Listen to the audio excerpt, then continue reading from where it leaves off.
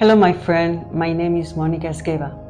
Today we are tracing Buddha's path to overcoming temptations and diving deep into how these ancient lessons can combat the selfishness and temptations we face in our modern lives. Temptation is often misunderstood as just a lure towards bad choices. However, it's more about the battle between short-lived desires and our long-term values. Selfishness, the core of many temptations, lead us to prioritize personal gratification at the expense of others' well-being. This can manifest in numerous ways, from hurting those close to us with careless actions to broader societal impacts like corruption and social injustice. Besides, temptation is a complex interplay of emotions and desires, pulling us in different directions. It can be as simple as the urge to eat that piece of cake when you are on a diet, or as complex as resisting the pull of procrastination when deadlines loom. Each temptation presents a choice. Will we follow our immediate desires or choose a path that aligns with our deeper values? So, what are the 5 major temptations these days?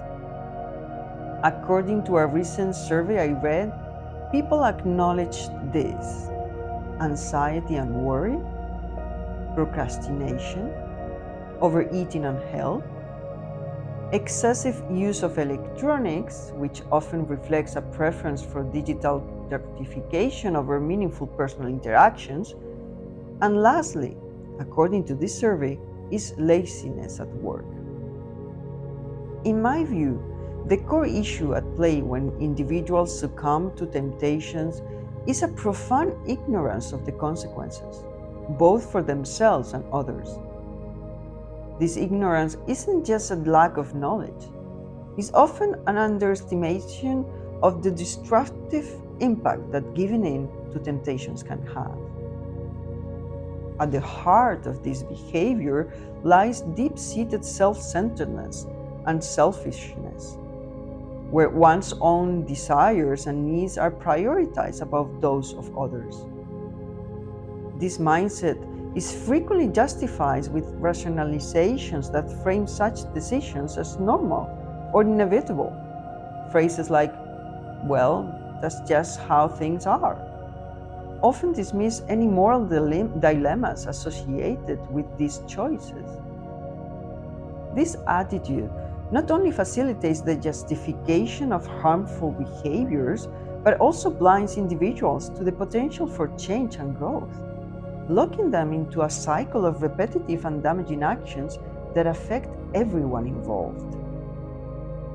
Such a perspective diminishes the capacity for empathy and overlooks the broader social and personal repercussions that can stem from one's actions. But let's look at Buddha's example. We can see a powerful response to selfishness that involves deep self-awareness, mindfulness, and a commitment to the greater good. By recognizing our interdependence and the impacts of our actions on others, we can shift from a self-centered worldview to a more inclusive and compassionate one. Imagine Buddha, seated calmly under the Bodhi tree, committed to attaining enlightenment.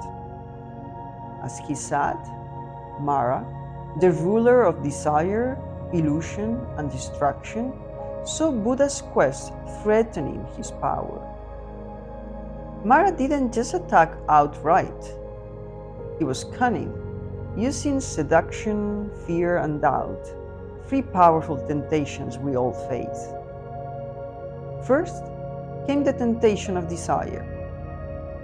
Mara sent his 3 beautiful daughters to seduce Buddha, their allure symbolizing the seductive power of our cravings. But Buddha, centered and unmoved, demonstrated that even the strongest desires could be observed without attachment. Then Mara tried to instill fear. He conjured terrifying visions and unleashed natural disasters. But Buddha, steadfast in his meditation, showed us the power of composure and fearlessness, even under the most intense pressures. Lastly, Mara sowed doubt. He challenged Buddha's worthiness and his right to seek enlightenment.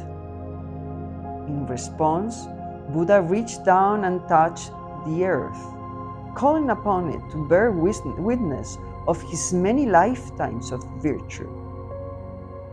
This simple act of touching the earth was a profound demonstration of grounding oneself in truth and self-belief in the face of doubt. This is a beautiful and marvelous example.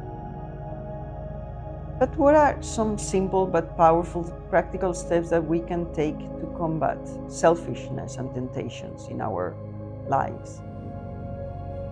I would say the first one is to reflect daily. Dedicate a few minutes each day to introspection, considering the ripple effects of your actions on those around you. This daily practice of reflection isn't just about accountability. It can be a transformative habit that nurtures empathy and fosters a deepened sense of responsibility towards others. This can pave the way for more thoughtful and considerate behaviors.